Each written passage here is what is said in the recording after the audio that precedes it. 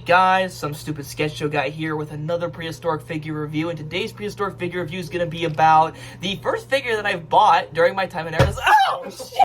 And today's prehistoric figure review is going to be about the Hammond collection Ceratosaurus, which is currently the only figure that I've bought so far in my time in college, but you know what? It's definitely a worthwhile one, so let's get started.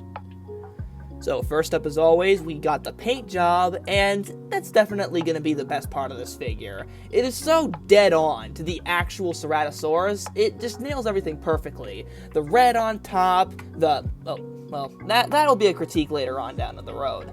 The red on top, the tan, the brown striping, it's definitely the most, accurate and best executed of the Ceratosaurus paint jobs. There was, of course, the first one back in Fallen Kingdom, which was alright. Then there was the newer one, which did okay, but this one just absolutely nails it. Like, the lighting doesn't really do it justice. There's a lot more red than the camera's really showing, and trust me, it's good.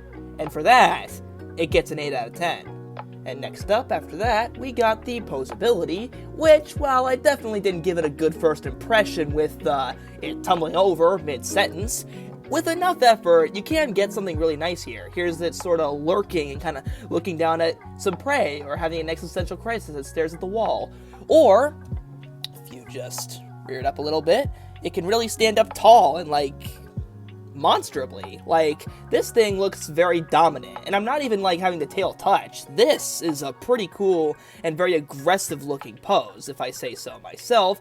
And of course, with the other articulations like its arms or its jaw, you can make these poses even more dramatic. And of course, there's always just the simple, good old-fashioned neutral pose, and ooh, that was kind of unintentional, having its neck articulate with it. Yeah, that definitely helps a lot. So, while it's definitely a bit wobbly, right now, it can barely support itself, it's leaning on the wall, just trying to stay afloat.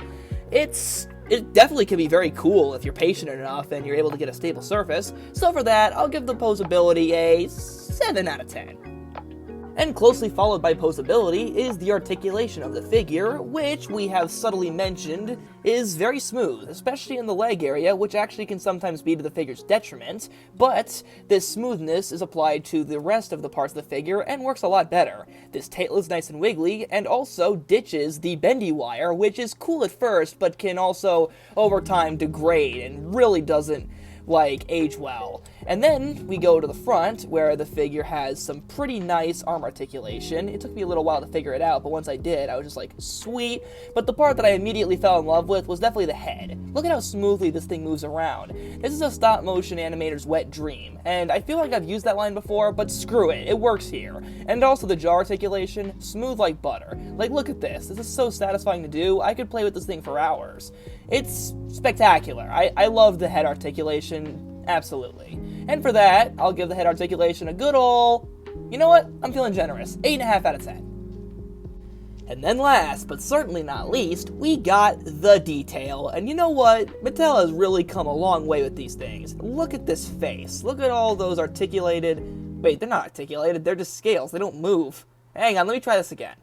The scales are absolutely spectacular. There's not a single part of the head that is, flat. Everything here has nice little details, whether it's all these well-done scales that all vary in size and crease, or even the ridges on the horn. The one thing that is a bit smooth is these teeth, which are definitely a bit whiter than most dinosaurs. I don't think they had periodontax back then. As to be expected, the detail does lose its edge ever so slightly the further back you go, but the neck is still very well detailed. The arms look a little rough, but they're not bad. They're pretty good. Around this area, towards the midsection, it looks just alright. It's definitely still well executed, but it's not as good as the head. It keeps a general level of quality and consistency that is above average for Mattel and keeps me interested, but as per usual, all the best details are right in the front area, which seems to be a running theme with this figure, with all its best qualities being saved right in its head. And with all those varying elements in the detail, it comes about to a solid 7.5 out of 10 for me. And now time for the final review. All the best qualities of this figure are stored right in its red head. All the best detail, the paint job, and the articulation, all is in the neck and head area, with its worst elements definitely being in the midsection and the legs, which are wobbly and unstable and just aren't as good looking. But the head is absolutely amazing, but with the rest of the figure not being as good, it just misses out on the sketchy seal of approval and gets a rating of a 7 3/4 out of 8. Not out of 8, out of 10. Fuck! Anyways, you know what I meant. Hope you guys enjoyed this video. It totally wasn't rushed at all, and all that jazz. And comment down other figures I should review, and see you guys next time! Oh. This is why we don't record these at like 3 in the morning. Yeah, it's like 3:12 exactly. How do you eat your fruit snacks? One at a time like a normal person? How do you do it?